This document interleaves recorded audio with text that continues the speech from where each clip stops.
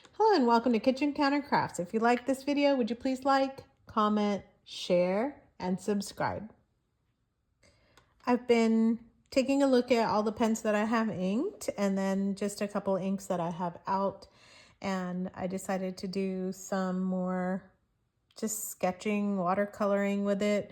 And so I just had cardboard. This is just cardstock paper. It's not watercolor paper. And so I've just been kind of doing a little bit of random just lines, and sometimes they come out like that one and sometimes they don't, but this is the one that I wanted to make today. And really what inspired me is from my pen club. I received a not a sample, but I got this bottle, so thank you, Laura, if you're watching this, of Lime Ice Lolly by Diamine. So it's a super light ink and it says too light, but it actually does really well for art. So I don't know if you're interested in that or not, but what I did was I took some not that great, not high grade watercolor paper, and then you're really supposed to kind of tape this down, but of course, you know, I like shortcuts, so we're gonna just go for it. So one of the things that someone just kind of recommended to me was grab, well, let me grab some clean water, but also grab a little mixing palette for your ink so that you don't end up contaminating that. So let's do that. Now I am using a paintbrush, but this is just, it's not even branded. It's just a super duper cheap, paintbrush, and I'm going to get the inks out that I actually use for inking my fountain pens, and that is Diamine Dark Forest. I'm going to take that one out. Whoa, that was a lot of ink. You know what, I'm going to go ahead and put some down. Just put a bunch of it in here.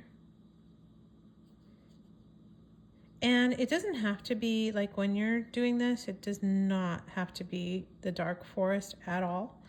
It could be anything else that you, like a green that you might want. Now I have to change this water. And just a note, I didn't even think about it. You want to start with the lighter ink first. And this is Noodler's Apache Sunset. This one was also a gift from my pen pal, actually. And she was not using it. It was too, I guess, weird of a color for her. I personally love it. I think it's an amazing, amazing color. And so I'm actually going to just dip my brush into water, and I'm going to put this down here. Whoa, it's already kind of reacting with that. And this one's just, I think my painting's gonna just look a little bit different, and that's fine. So this is the Ice Lolly, which I do not care about contaminating, because it's going to, that looks like a weird cloud, doesn't it? Mainly because it's for art, so it doesn't, I'm not gonna be inking pens with it, so not really that interested in having it just go bad or, things like that. Although, you know what, I'm gonna just take some out and set it on the palette after I say that. Change my mind. It really is too light, but I don't want to ruin the color, because I really do like the color a lot. Because look at it, it's just this really pretty grassy green. So we're gonna just put that down here and here. And one of the things I'm going to do is just add some water to this. So this is the reason why artists tape this down, because it starts going towards the edges, and then you kind of have to make everything behave. So I don't have any more ink on this. It's just water, and I'm just, That's the beauty about using fountain pen inks. I think they're just really amazing to use. They behave well. They create some really interesting colors. And just gonna grab the edge here. I do want the bottom to be pooling, but the top not so much. And if you just add a little bit of water here and there, it just makes some interesting like shapes, just kind of like water.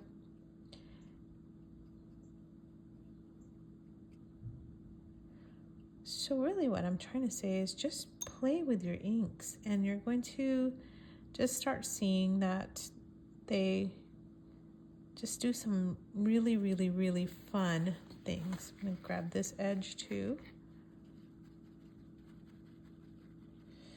And what's interesting to me is that fountain pen inks do, for me, they're not exactly watercolors because they're not watercolors, but they behave a little bit like watercolors in that, you know, when you add them to water, there's some granulation that happens, and there's chromatography that you get from fountain pen inks, which is just really, really pretty and really interesting.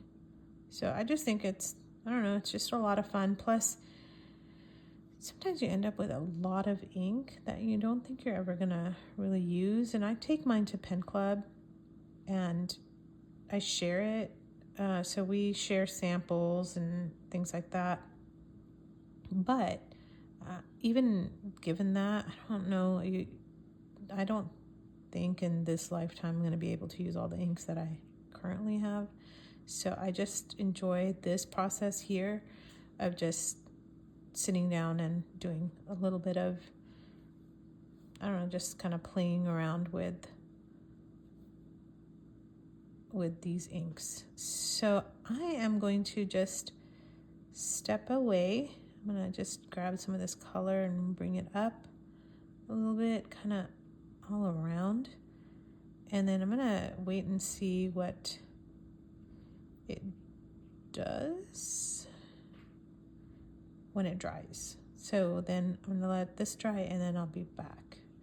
So I'm just going to do this so that it looks like a kind of a horizon with a lake. That's really what I'm going for, and kind of an interesting sky thing that might be happening, and some trees and some reflection in the water. But we'll see what I end up with. All right, I want some trees right here. Got some good trees going here. And my trees over here. Looking great. Okay, so I'm gonna let this dry and then I'll be back. All right, it's finally semi-dry, and so I'm going to go ahead and continue to work on here. So I have my inked pens as well. These I'm not using so much for this composition, but I did use them earlier. So what I'm going to do is to kind of delineate a line. Kind of looks like this might be a good place. That gives me an idea of like what is above, what is below. There we go. This one in this pen is Diatramentis Robert Louis Stevenson.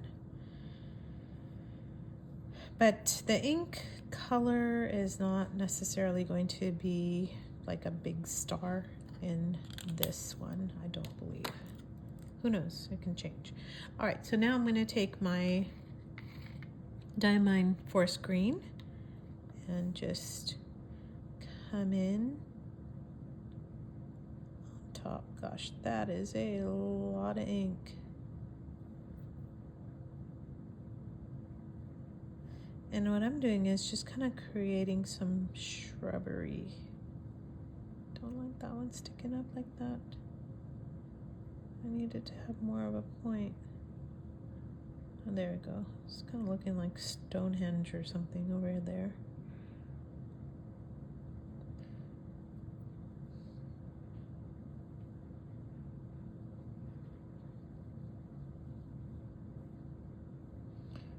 that first. Add just another layer. And you know, when you swatch inks, you can put, you know, layer 1 and then layer 2 of inks as well. So this is kind of that whole idea of when you're layering inks, just like you would be layering watercolors, that it can look a little bit different depending on, you know, where you're at. So whoops, why did I do that? All right, I actually need some of this to come down, so I'm gonna add a bunch of water here. Instead of brushing it, I'm going to go like this. See if it will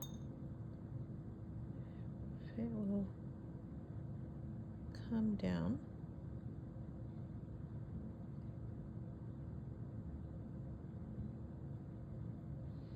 And sometimes that works and sometimes it doesn't. You know, I took a bunch of ink away from there, didn't I? That's not working. Okay. And I don't want that much here. Just want a little bit. It just depends on what kind of a rush I'm in, and sometimes it kind of works with the water going down, and sometimes it just makes a bigger mess, I think, than anything.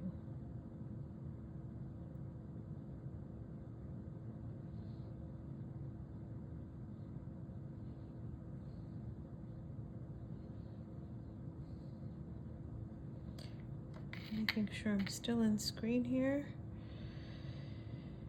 All right, and I'm just gonna curling some of the paint here so it looks like light and dark and even darker, and then lighter, but still pulling in some of the green. Just making it look more of a composition than anything else, but I still want to leave a kind of a light space, and using my handy dandy destroyed kitchen towel, just do this. Sometimes this also just adds a little texture in there, which I don't mind at all.